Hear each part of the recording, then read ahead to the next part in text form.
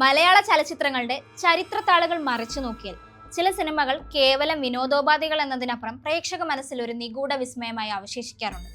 അത്തരമൊരു ചിത്രമായിരുന്നു 70കളുടെ ഒടുവിൽ വയനാടൻ കാടുകളുടെ പശ്ചാത്തലത്തിൽ മന്ത്രവാദത്തിന്റെയും മാന്ത്രികതയുടെയും കഥ പറഞ്ഞ വയനാടൻ തമ്പാൻ.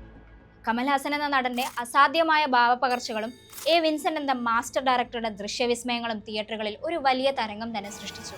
എന്നാൽ സ്ക്രീനിൽ നമ്മൾ കണ്ട ആ മന്ത്രവാദ കാഴ്ചകൾക്കും തമ്പാന്റെ ഗാംഭീര്യത്തിനു പിന്നിൽ, ക്യാമറയ്ക്ക് പിന്നിൽ നടന്ന കഥകൾ എന്തൊക്കെയായിരുന്നു? മലയാള സിനിമയുടെ ചരിത്ര വഴികളിൽ വയനാടൻ തമ്പാൻ അടയാളപ്പെടുത്തിയ ചില അണിയറ രഹസ്യങ്ങളിലേക്ക് നമുക്കൊന്ന് വിരൽ ചൂണ്ടുകയാണ്. ഇരുളടഞ്ഞ കാടുകൾ, ഭീതിയുണർത്തുന്ന മന്ത്രവാദത്തിന്റെ നിഗൂഢതകൾ, പ്രതികാരദാഹിയായ ഒരു യക്ഷിയുടെ സാന്നിധ്യം. 70കളുടെ ഒടുവിൽ മലയാള സിനിമ പ്രേക്ഷകരെ തിയേറ്ററുകളിൽ പിടിച്ചിരുത്തിയ ഒരു മാന്ത്രിക ദൃശ്യവിസ്മയമായിരുന്നു വയനാടൻ തമ്പാൻ. അന്നത്തെ കാലത്ത് വയനാടൻ മലനിരകളിൽ ഈ ചിത്രം ഷൂട്ട് ചെയ്യുമ്പോൾ അണിയറ പ്രവർത്തകർ നേരിട്ട വെല്ലുവിളികൾ എന്തൊക്കെയായിരുന്നു? ഒരു കമൽഹാസൻ ചിത്രം എന്ന നിലയിൽ ഈ സിനിമ അക്കാലത്തുണ്ടാക്കിയ ബിസിനസ് സാധ്യതകളും തമിഴ് മലയാളം സിനിമാ സമവാക്യങ്ങളെ ഈ ചിത്രം എങ്ങനെ സ്വാധീനിച്ചെന്നതും ഇന്നും പലർക്കും അജ്ഞാതമാണ്. തമിഴിൽ കന്നിവേട്ട എന്ന പേരിൽ മൊഴിമാറ്റം ചെയ്യപ്പെട്ട വയനാടൻ തമ്പാൻ തമിഴിലും നിറഞ്ഞ സദസ്സിൽ പ്രദർശിപ്പിച്ചിരുന്നു. ഹിന്ദിയിൽ 80കളിൽ ഇറങ്ങിയ ഗഹ്റായ്, തമിഴിലിറങ്ങിയ നാഗനന്ദിനി എന്നീ സിനിമകളും പിന്നീട് കന്നഡയിലും തമിഴിലും ട്രെൻഡിംഗ് ആയ അമ്മൻ സിനിമകളും എല്ലാം വയനാടൻ തമ്പാന്റെ പിന്മുറക്കാരാണ്. എന്തായിരുന്നു വയനാടൻ തമ്പാന്റെ കഥ?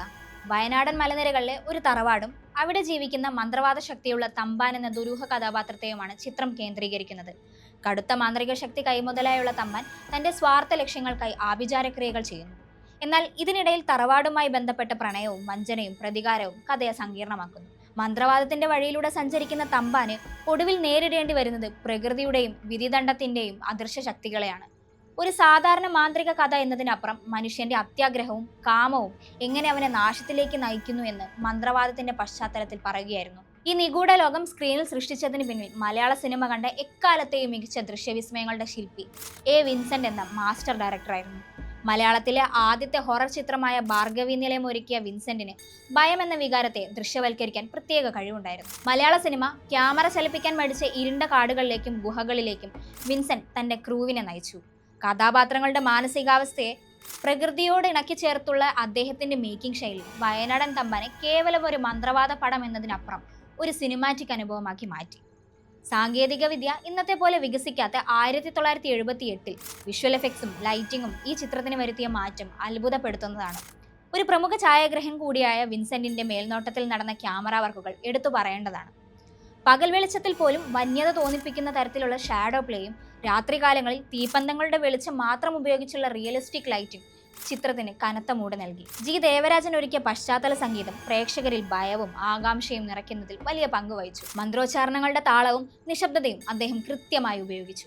മന്ത്രവാദ രംഗങ്ങളിലെ വേഗതയേറിയ കട്ടുകളും സൂപ്പർ ഇമ്പോസിഷൻ വിദ്യയും അക്കാലത്തെ പ്രേക്ഷകർക്ക് തികച്ചും പുത്തൻ അനുഭവമായിരുന്നു. നമ്മൾ ഈ സിനിമ കാണേണ്ടത് എന്തിനാണ്? ഒന്നാമതായി, യുവനടനായ കമൽഹാസന്റെ അസാധ്യമായ സ്ക്രീൻ പ്രസൻസ്. ചോരത്തിളപ്പുള്ള എന്നാൽ നിഗൂഢത നിറഞ്ഞ തമ്പാൻ എന്ന കഥാപാത്രത്തെ കമൽഹാസൻ അവതരിപ്പിച്ച രീതി ഗംഭീരമാണ്. രണ്ടാമതായി, ഇന്നത്തെ കാലത്തെ CGIയോ വിഷ്വൽ എഫക്ട്സോ ഇല്ലാതെ പൂർണ്ണമായും ക്യാമറ ട്രിക്കുകളിലൂടെയും മേക്കപ്പിലൂടെയും മാത്രം അക്കാലത്ത് എങ്ങനെ ഒരു ഫാന്റസി ചിത്രം ഒരുക്കി എന്ന് മനസ്സിലാക്കാൻ ഈ സിനിമ കാണണം. മലയാള സിനിമയുടെ പരീക്ഷണ കാലഘട്ടത്തിന്റെ ജീവിക്കുന്ന തെളിവാണ് ഈ ചിത്രം. വയനാടൻ തമ്പാൻ ഉണ്ടാക്കിയ വഴിത്തിരിവാണ് പിൽക്കാലത്ത് മലയാളത്തിൽ മന്ത്രവാദ ഫാന്റസി സിനിമകൾക്ക് തറക്കല്ലിട്ടത്. പിന്നീട് വന്ന കടമറ്റത്ത് കത്തനാർ പോലുള്ള ചിത്രങ്ങൾ ഈ പാത പിന്തുടർന്നു.